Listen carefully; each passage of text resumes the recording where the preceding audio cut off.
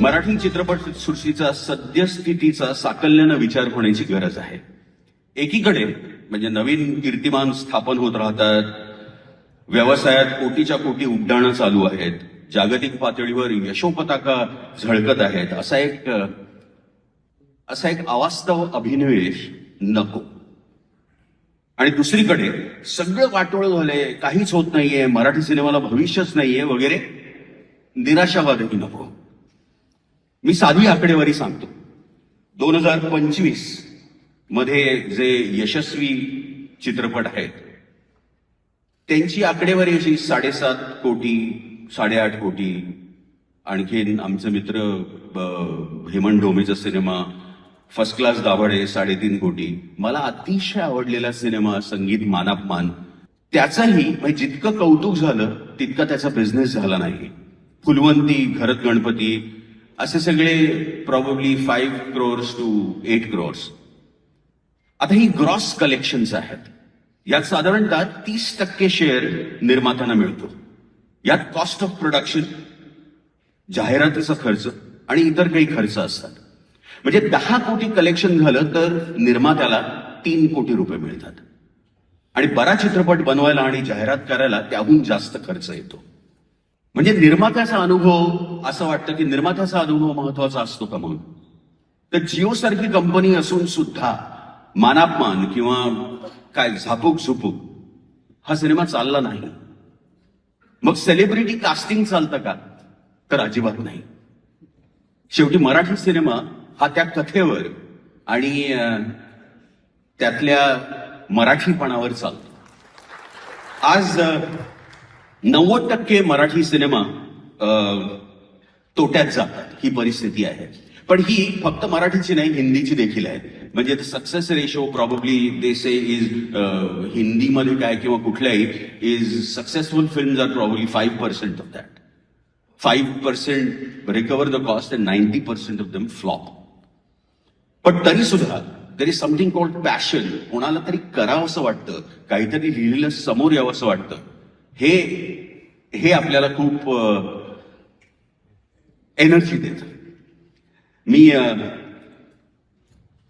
ह्याचं सोल्युशन काय आहे, तर NAFA can be a big catalyst in helping Marathi films. NAFA can act as a nodal agency to connect Marathi universe to the world cinema. आपण content, stories असं आपण म्हणत राहतो की इथल्या गोष्टी सुद्धा तिथं पाहायला आवडतील, तिथल्या गोष्टी अर्थात इथं पाहायला जात आहेत. पण आपल्याकडे आजही त्या कॉन्टेंटवर अधिक मेहनत करण्याची गरज आहे. मी कोणाला तरी त्या दिवशी म्हणत होतो की आपण आपल्या मातृभाषेतच काम केलं पाहिजे.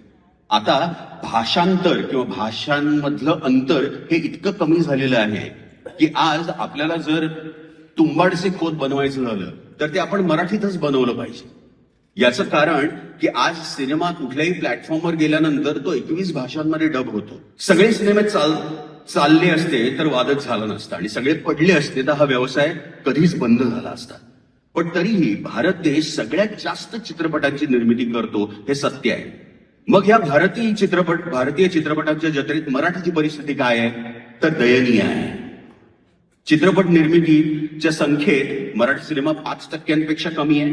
उत्पन्नात मराठी सिनेमा 2% कमी आहे. म्हणजे अंदाजे 12,000 करोडच्या एकूण उत्पन्नामध्ये मराठीचा वाटा 200 कोटी रुपये आहे. मग प्रश्न असा येतो की मराठी चित्रपट का बनवत राहतात, तर निर्माते 2 प्रकारचे असतात. यातले बहुतेक जण वन टाइम प्रोड्युसर्स असतात. म्हणजे त्यांना या व्यवसायाबद्दल फारशी माहिती नसते किंवा अजिबात नसते.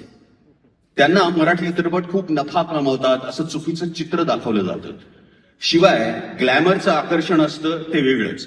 दुसरीकडे असे काही निर्माते असतात जे भाबडे असतात. ते आपल्या जमिनी विकतात किंवा उच्च व्याज दरानं कर्ज घेतात आणि त्या आशेनं चित्रपट चालेल आणि त्यांचे पैसे परत मिळतील या आशेवर राहतात. पण दोन्ही प्रकारात 90% निर्मात्यांना चित्रपटाचा व्यवसाय कळतच नाही. त्यांना चुकीचं मार्गदर्शन करणारे त्यांच्या मनात सॅटेलाइट डील, सरकारी सबसिडी, तर चित्रपटाला इतके पैसे मिळतील अशा चुकीच्या कल्पना भरवल्या जातात. चित्रपट बनवण्यासाठी पैसे खर्च होतात आणि प्रसिद्धी आणि जाहिरात करण्यासाठी सुद्धा आणि रिलीजसाठी मग पैसेच राहत नाहीत. या सगळ्यामुळे नवीन आणि भोळे निर्माते फसतात आणि त्यांचे पैसे गमावतात. महाराष्ट्रात एक दुसरा प्रॉब्लेम आहे की आपल्याला स्क्रीन्स मिळत नाहीत, कारण ते मर्यादित आहेत. आठवड्याला जर 3-4 चित्रपट येत असतील तर त्या चित्रपटांना एकतर स्क्रीन्स कमी मिळतात किंवा शोजची वेळ चुकीची मिळते. प्रेक्षक थिएटरमध्ये जात नाहीत, घरबसल्या टीव्हीवर आणि OTT किंवा रील्स बघत राहतात. ही आणि अशी अनेक कारणं मराठी सिनेमाच्या अपयशासाठी जबाबदार आहेत. आपल्याकडे मराठी सिनेमांबद्दल प्रत्येक OTT प्लॅटफॉर्मवरती एक उदासीनता आहे. That's because of the success ratio we have had.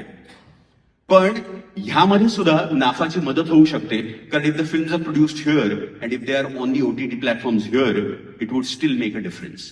अगदीच काही उदासीन नाहीये परिस्थिती. म्हणजे बाई पण देगा देवा 90 कोटी रुपये, नाच ग घुमा 23 कोटी रुपये, नवरा माझा नवसाचा 20 कोटी रुपये, असा सैराट सारखा, असा कळसुबाई सारखाच उभा आहे. नॅशनल अवॉर्ड्स मध्ये मराठी चित्रपटांना घवघवीत यश मिळतं. पेपरमध्ये मारलेल्या बढ्या, या सगळ्यांमुळे एक बबल तयार होतो. फॉग ऑफ वॉर मध्ये काय खोटं काय खरं ते कळत नाही. तसंच फॉग ऑफ मराठी सिनेमात होतं. महोत्सव साजरे होतात, पुरस्कार दिले जातात, पण आतून सगळ्यांना माहिती असतं हे काही खरं नाही. आता नाफा अजून सुरुवातीच्या टप्प्यात असल्यामुळे माझी आयोजकांना विनंती आहे की ही संधी साधून मराठी सिनेमाच्या सध्याच्या फॉग ऑफ मराठी सिनेमामध्ये आपण अडकू नये. नाफा म्हणजे भारतात जे काही मराठी सिनेमात घडतंय त्याची छोटी प्रतिकृती नसावी. व्हॉट इट नीड्स फ्रॉम नाफा इज न्यूअर कॉन्टेंट, आणि a content which will be global. म्हणजे अगदी साधं सांगायचं तर आपला सिनेमा, मराठी सिनेमा जागतिक स्तरावर जागतिक लोकांनी पाहावा असा प्रयत्न खरं तर इथं होऊ शकतो. कारण इथे आपण ज्याला काय हल्ली what generation is this, gen Z, या जेन झींना हे अधिक चांगलं कळतं. They know how to reach the audience. तर तो कॉन्टेंट आपण नाफामध्ये अधिक प्रमोट करायला हवा आहे. मराठी चित्रपट सृष्टीला अशा पुनरुत्थानाची गरज आहे का, असा विचार करताना हेच बघायला हवं की मराठी सिनेमाला कलात्मक, व्यावसायिक किंवा नवीन कल्पनांच्या दृष्टीनं पुन्हा उभारी घेणं कसं शक्य आहे. अभिजित घोलप आणि नाफानी जर ह्याचा प्रोटोटाईप तयार केला आणि तो यशस्वी केला तर ते फायद्याचं होईल. विचार करण्याचं आवाहन करतो आणि थांबतो. धन्यवाद.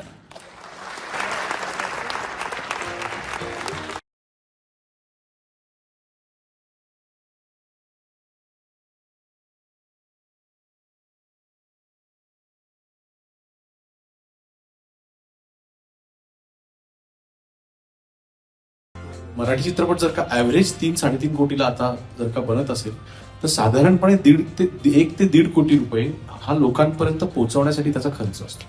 म्हणजे त्या गोष्टीसाठी वेगळी एक्सपर्टीज लागते. त्यामध्ये वितरण आलं, एक्झिबिशन आलं, डिस्ट्रीब्युशन एक्झिबिशन आलं, त्याचप्रमाणे ऍडव्हर्टायझिंग अँड पब्लिसिटी आली, मीडिया प्लॅनिंग आलं, या सगळ्या गोष्टी होऊन मीडिया बाईंग आलं, टायअप्स आले, बार्टर टायअप्स आले, अशा अनेक गोष्टी करायला लागतात ज्यासाठी तुम्हाला सोर्स लागतो, तुम्हाला मार्केटमधला रिस्पेक्ट लागतो आणि अर्थात तुम्हाला अनुभव लागतो. ह्या सगळ्या गोष्टी असल्यामुळे तुम्ही मग एखादा चित्रपट प्रेझेंट करू शकता. एक तर रोल चांगला पाहिजे आणि स्क्रिप्ट चांगलं पाहिजे. स्क्रिप्ट चांगलं नसलं आणि माझा रोल लेंथी असला तर त्याला काहीही अर्थ नाही. स्क्रिप्ट उत्तम लिहिलेलं नसेल, पटकथेत माझा रोल चपखल बसत नसेल तर तो रोल कधीही लोकांच्या लक्षात राहणार नाही. पण इतक्याशाच लेंथची भूमिका आणि अतिउत्तम स्क्रीन प्ले असेल तर त्यातली इतकीशी भूमिका सुद्धा, म्हणजे त्या अंगठीच्या खड्याला कोंदण असणं आवश्यक आहे.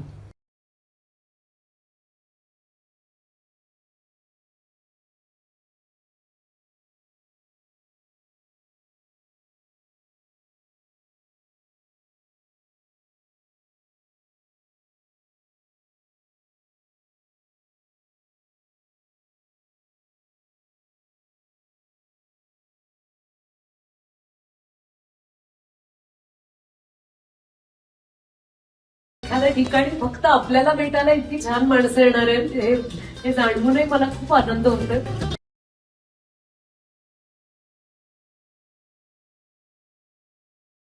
मला नाफात आल्यापासून असं वाटतच नाही की मी अमेरिकेत आहे. मला असंच वाटतं की मी ऍक्च्युली मुंबईवरून निघालो, 16 तासाचा प्रवास केला आणि परत पुण्यात आलो. मराठी माणसं, इतके मराठी चेहरे, साता समुद्र पार दिसणं अत्यंत भाग्याचं आहे, अत्यंत कौतुकाचं आहे.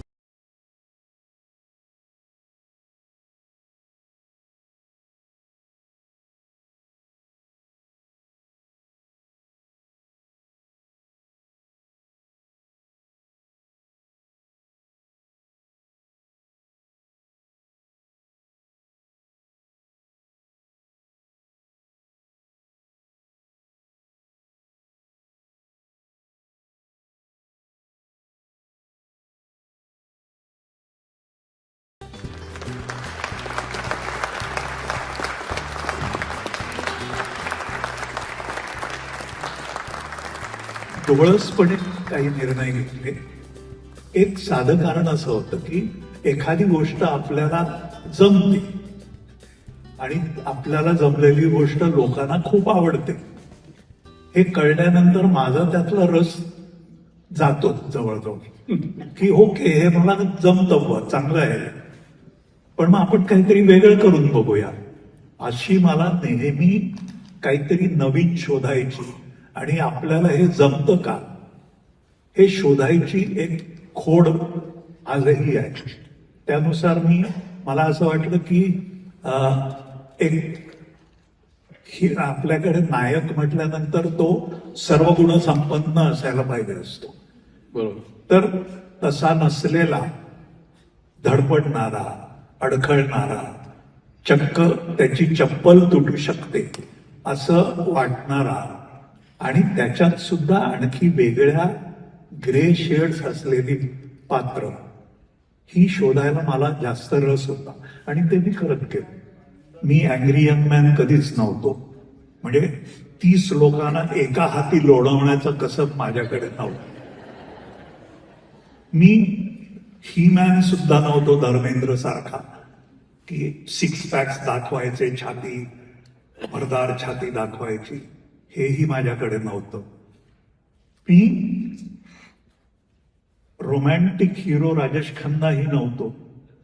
म्हणजे त्याच्यातला गोडवा, त्याच्यातला सगळंच हेही माझ्याकडे नव्हतं. एवढंच काय तर आपल्या पदलालित्यानी नायिकेला भुरळ घालेल असा जितेंद्रही मी नव्हतो.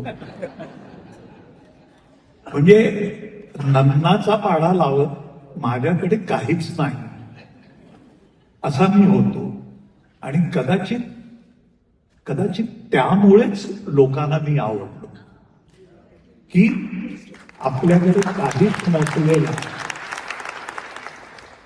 काहीच नसलेला पण सच्चा असा माणूस लोकांना कुठेतरी जवळचा वाटला. आणि सर्वसाधारणपणे लार्जर दॅन लाईफ सिनेमा जो बनत असतो त्याच्यामध्ये बसमधून प्रवास करणारा आणि लोकलमधून प्रवास करणारा हा माझ्यामुळे लोकांना दिसला आणि तो खूप आपला वाटला, जवळचा वाटला.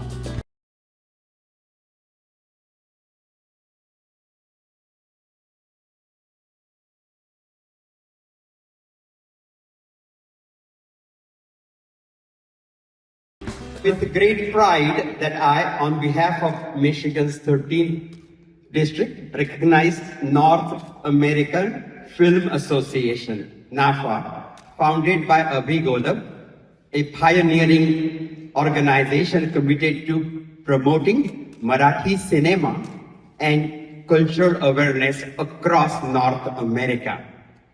NAFA has built a platform that celebrates Maharashtra's rich cinematic legacy by showcasing Marathi films to diverse audiences, fostering cultural dialogue and bridging communities through the universal language of storytelling.